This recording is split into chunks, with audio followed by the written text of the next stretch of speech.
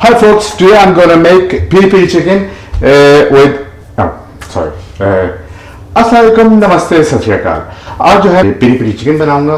तो आप जो हैं देखिए मैं कैसे बनाता हूँ। ये जो है उनकी फरमाइश पे बना रहा हूँ। तो इसमें जो है मैं मसाला जो है इसमें डाल दूंगा। मसाले की मैं आपको नहीं बता सकता हूँ क्योंकि ये मेरी सीक्रेट है। अगर ये बता दिया तो फिर सारा काम ख़राब हो जाएगा। मैं मजाक कर रहा हूँ। तो आए देखते हैं कैसे मैंने मसाला बनाया। आज आपको मैं अपनी सीक्रेट शेयर कर रहा हूँ। तो प्लीज़ ये सीक्रेट किसी रेस्टोरेंट में नहीं बनाना वरना आपका रेस्टोरेंट बहुत चलेगा। तो इसमें ले लें थोड़ी सी लाल सुरख हरी मिर्च अपनी पसंद की। थोड़ी सी ले लें कोई भी मिर्च का, यानी मैंने लिया स्मोकी चिली मिक्स। आप ले लें कोई भी स्मोकी चिली मिक्स अपनी पसंद का। फिर बीच में डालें थोड़ा सा सोया सॉस अपनी पसंद का। फिर बीच में डालें थोड़ा सा शिमला मिर्च का पाउडर अपनी पसंद का। फिर डालें बीच में थोड़ा सा और चिली, सिर्फ चिली ऑयल है ये अपनी पसंद का।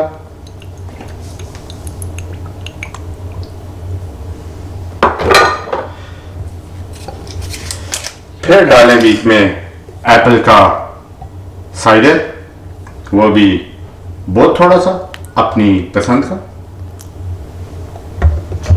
और थोड़ी सी ले लें रेड क्रश मिर्च अपनी पसंद की। और करी पाउडर, ये जो है थोड़ा सा मेरी पसंद का, मुझे बहुत अच्छा लगता है ये, तो इसलिए मैं डालूंगा थोड़ा ज़्यादा। अगर आपको कम अच्छा लगता है तो बेशक आप कम डालें।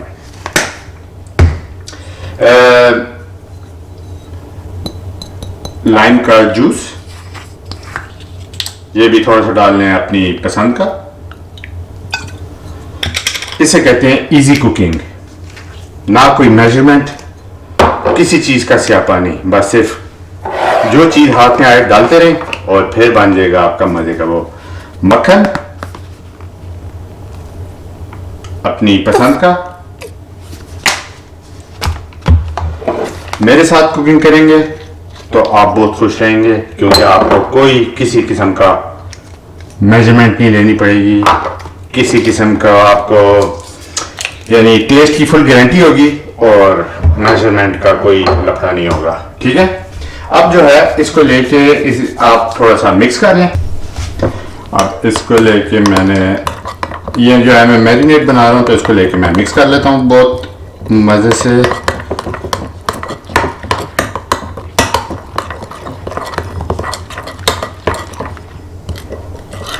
सारा अच्छे तरीके से जितना मिक्स हो जाए, इसको थोड़ा चिली को क्रश करें ताकि इसके अंदर से इसके बीज निकलें। उन्हीं बीज का असली जायका है। मैं इसमें एक चीज़ अभी नहीं डाली जो डालने वाला हूँ, तो get ready after the break. और ये ब्रेक जो है ख़त्म हुई।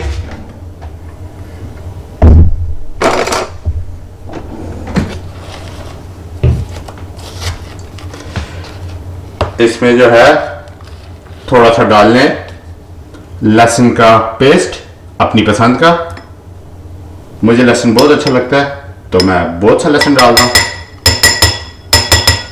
लहसुन खाने से वैम्पायर आपके करीब नहीं आता, तो इसलिए लहसुन खाया करें।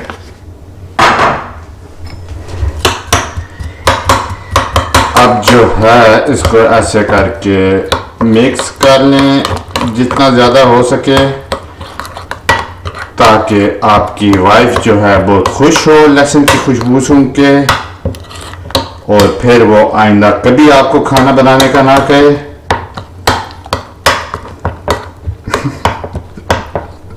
ये साथ साथ ये सिर्फ हस्बैंड्स के लिए टिप है। बाय द वे, एक और जो ऑब्वियस टिप जो हर एक को पता ही है, वो बहुत बुरा खाना बनाए तो भी कभी आपको वाइफ नहीं कहेगी।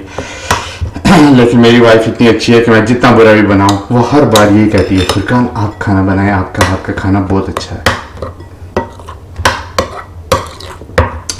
तो ये पता नहीं है मुझे, मैं उनकी तारीफ़ कर रहा हूँ या नहीं, लेकिन बहरहाल ये इसको मिक्स कर दिया। मुझे लगता है इसमें थोड़ी सी ऑयल की कमी है, और इसमें अगर मैं थोड़ा सा ऑयल भी डाल दूँ, ये ओलिव ऑयल है एक्स्ट्रा वर्जिन, ऐसे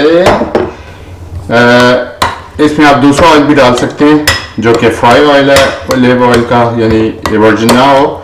ये वर्जिन जो ज़्यादातर सैलेड में इस्तेमाल होता है, लेकिन मैं जो हूँ बेसिकली इसमें भी इस्तेमाल करता हूँ, क्योंकि इसको मैं ओवरनाइट मैरिनेट के लिए रखूँगा और मुझे ज़्यादा अच्छा लगता है। मैंने उससे ज़्यादा ट्राई किया, ज़्यादा बेहतर लगती है मुझे। बहरहाल ये आपकी मर्ज़ी, आप ट्राई कर लें। आप मक्खन भी डाल सकते हैं, घी भी डाल सकते हैं, जो मर्ज़ी चाहे, कोई पूछने वाला नहीं है आपको, अल्लाह पूछेगा, लेकिन वो कुछ और चीज़। तो मसाला तो बन गया जैसे आप देख रहे हैं। इसको मैंने मुर्गी को ओवरनाइट के लिए मैरिनेट करना है। मैरिनेट करने के लिए मुझे मुर्गी को रब करना पड़ेगा, और रब करने के लिए मुझे पहले अपने हाथों को धोना पड़ेगा। ठीक है, तो मिलते हैं हाथ धोने के बाद। तो मुर्गी मैरिनेट करने का बिल्कुल वही तरीका है जैसे कि ऑपरेशन करने का। अगर आपने कभी सर्जरी की हो किसी की, सबसे पहले हाथ धोने होते हैं ताकि कोई बैक्टीरिया ना हो, और फिर जो है अदब से प्लेट में रखें। ठीक है, इस मुर्गी पे ऑलरेडी जो है मैंने बहुत से कट किए हुए हैं। थाइस पे 2 अदद कट और 2 अदद यहाँ बीच में, ताकि मसाला सही जाए। ये वो वाले हिस्से हैं जो कि बहुत डीप है मुर्गी के, और इसमें जो है यानी मसाला अक्सर मुश्किल से जाता है। फिर आपने इसके अंदर भी करना है।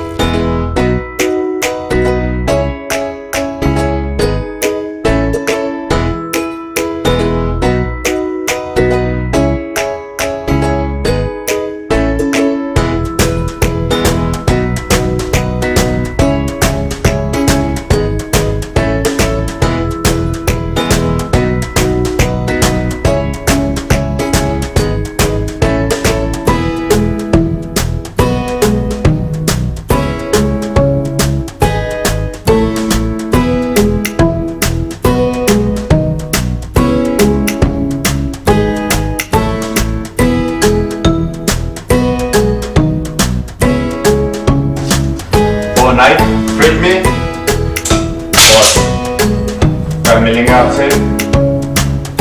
Sleep tight.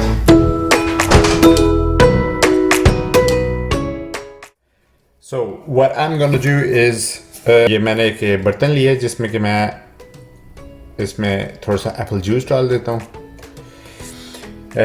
ये इससे ये होता है कि जो चिकन है वो काफ़ी यानी इतनी सख्त नहीं होती, वो थोड़ी सॉफ्ट रहती है, और साथ ही जो है थोड़ी सी ऊपर से क्रिस्पी हो जाती है और सॉफ्ट भी, यानी इतनी सख्त नहीं होती।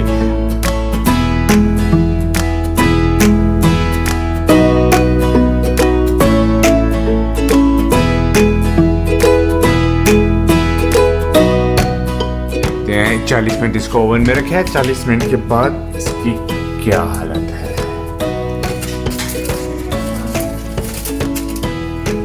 काफ़ी जूसी लग रही है, ये पक गई है। तो अब मैं ऐसा करता हूँ कि ये अंदर से भी मुझे पकी हुई लग रही है। अब मैं इसको ग्रिल पे लगा देता हूँ।